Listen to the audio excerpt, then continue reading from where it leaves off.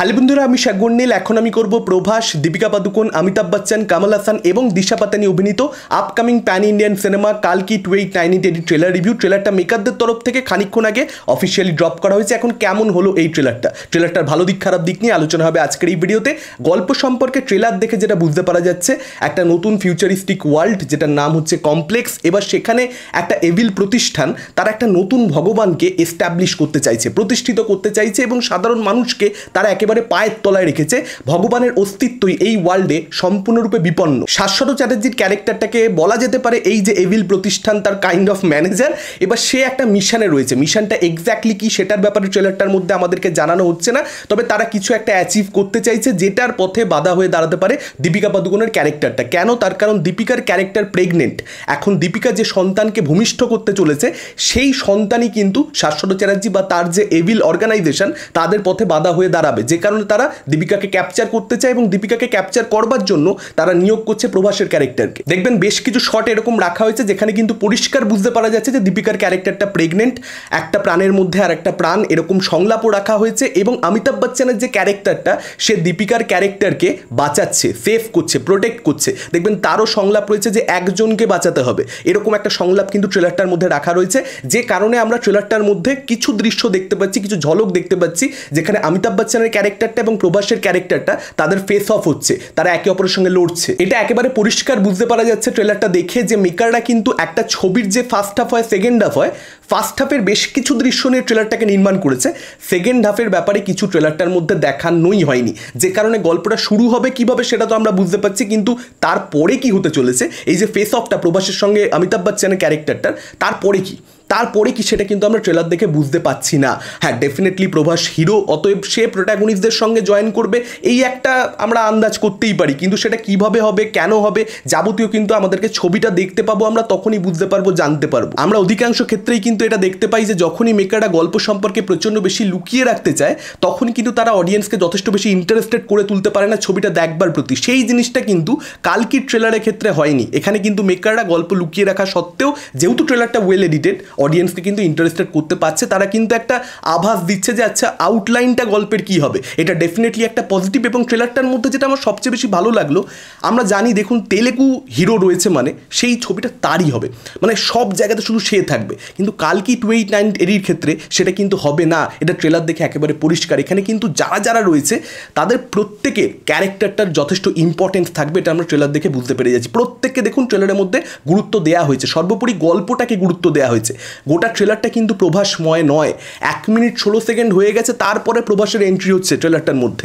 যখনই পরিচালকরা একটা গল্প বলতে চায়, সবটা হিরোর কাঁধে দিয়ে দেয় না, যে হিরোইজম দিয়ে সবটা উতরে দেবে, তখনই কিন্তু একটা ভালো ছবি দর্শক পায়, ভালো কমার্শিয়াল ছবি। এবং সেই জিনিসটা কিন্তু কালকির ক্ষেত্রে হতে পারে বলে ট্রেলার দেখে মনে হচ্ছে খুব পজিটিভ ভাইব দিচ্ছে। এবং ট্রেলারটার মধ্যে হ্যাঁ ডেফিনেটলি প্রভাসের যে হিরোইজমওয়ালা সিন ওই সেকেন্ড হাফে, এগেন যেটা বললাম যে সেকেন্ড হাফটা যেহেতু লুকিয়ে রাখছে মেকাররা, সেখান থেকে কোনো সিন ট্রেলারের মধ্যে রাখেইনি আমার অন্ততপক্ষে ট্রেলার দেখে যেটা মনে হচ্ছে, যে কারণে এখানে প্রভাসের হিরোইজমওয়ালা সিন কিন্তু ট্রেলারটার মধ্যে একটু কম রয়েছে, আর একটু বেশি পরিমাণে সেটা রাখা যেতে পারতো। সেক্ষেত্রে আরও অনেক বেশি হাই মোমেন্টস ট্রেলারটার মধ্যে থাকতো, এটা অনেকে একটা অভিযোগ করতেই পারে এবং আমিও কোথাও একটা গিয়ে একমত। কিন্তু প্রভাসের যে একটা সিন রাখা হয়েছে যেখানে শাশ্বতবাবুর সঙ্গে তার একটা কথোপকথন এবং সেখানে প্রভাস বলছে যে রেকর্ড চেক করকে দেখলো মেনে কবি হারা নেই হ্যাঁ, এই যে ধরনের জায়গাটা রয়েছে এটা কিন্তু মজা দিচ্ছে। এটা কিন্তু ডেফিনেটলি অডিয়েন্সের মধ্যে ওয়ার্ক করবে। এবং যে স্কেলে ছবিটাকে নির্মাণ করা হয়েছে, যেরকম গ্র্যান্ডিওর, মানে বাজেটটা কোথায় খরচা হয়েছে এটা কিন্তু ট্রেলার দেখে একদম পরিষ্কার বুঝতে পারা যাচ্ছে। একটা নেক্সট লেভেল এক্সপিরিয়েন্স এখানে কিন্তু মানে ইন্ডিয়ান সিনেমার অডিয়েন্সকে মেকাররা দিতে চাইছে।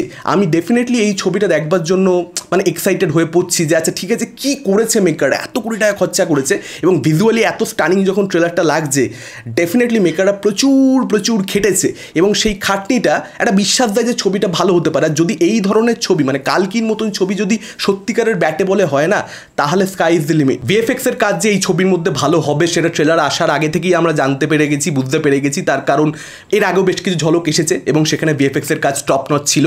তো একটা পোর্শন ভালো, একটা পোর্শন খুব খারাপ, এরকমটা নর্মালি দেখা যায় না। তো ট্রেলারের মধ্যে সেটা ভালো হবে আমি আগে থেকেই জানতাম। Last but not the least, যেটা সব থেকে হাই মোমেন্ট, যে সব নজর কেড়ে নিয়ে চলে গেছে একা, সে হচ্ছে কমল হাসান। কমল হাসান ব্রিলিয়ান্ট, একটা সিন আপনি দেখুন সবাইকে ফিকে করে দিয়েছে। অমিতাভ বচ্চন তার দারুণ পারফরমেন্স হবে, দীপিকা তার থেকে একটা ইন্টেন্স পারফরমেন্স আমরা পেতে চলেছি, পরিষ্কার বুঝতে পারছি প্রত্যেকে খুব ভালো অভিনেতা অভিনেত্রী, মানে কেউ সন্দেহ করছে না সেটাকে। কিন্তু কামাল হাসান ওই একটা শটে যখন বলে যে ভয় পেও না, নতুন যুগ আসছে, ওই জায়গাটা ভাই, ওই জায়গাটা ব্যাপক ব্যাপক। মানে দীপিকা বলছে ফার্স্টে যে এখনও নিজেই প্রথম শ্বাস নেয়নি, সে কী করে এত মানুষের লাস্ট শ্বাসের কারণ হতে পারে, সেই জায়গাটা টপ, মানে ওটা মজা দিয়ে দিয়েছে। আমি জাস্ট কামাল হাসানকে দেখতে চাই ছবিতে। এবং কামাল হাসানের এখানে এক্সটেন্ডেড ক্যামিও হবে, এখানে পূর্ণদৈর্ঘ্যের চরিত্রটা থাকবে না, তবে পার্ট 2-তে তার একটা বড় ক্যারেক্টার সম্ভবত থাকতে চলেছে, সেই মেন ভিলেন যতদূর আপডেটস রয়েছে। তো এই ক্যারেক্টারটা ডেডলি হবে, এবং এই ক্যারেক্টারটা যতটা ভালো হবে, প্রভাসের যে প্রোটাগনিস্ট তার যে জার্নি, সে যে অ্যাচিভ করছে, সে যে হারাচ্ছে ভিলেনকে, সেই পুরো বিষয়টা মজাদার হবে, ইন্টারেস্টিং হবে। এটার ব্যাপারে আমরা সকলে জানি ভিলেন যত পাওয়ারফুল তত বেশি হিরোকে দেখতে মজাদার লাগে। তো সেটা যদি একবার নাগর সিং ক্রিয়েট করে ফেলেন, এমনিতেই তিনি ওয়ার্ল্ডটাকে দুর্দান্তভাবে তৈরি করতে পেরেছেন, যেরকম কস্টিউম, যেরকম বিএফএস এর কথা তো বললামই, সব কিছু মিলিয়ে পারফেক্ট লাগছে। লেটস সি মানে এই ছবিটা কিন্তু দারুণ কিছু হতে পারে। আপনাদের কি মতামত, ডেফিনেটলি আপনারা সেটা আমাদের কমেন্ট করে জানাতে পারেন। এই ভিডিওটা ভালো লাগলে লাইক করতে পারেন, শেয়ার করতে পারেন, আমাদের চ্যানেল নতুন হলে চ্যানেলটাকে অবশ্যই সাবস্ক্রাইব করতে পারেন। আজকের মতন টাটা, চোখ রাখুন পরবর্তী ভিডিওতে।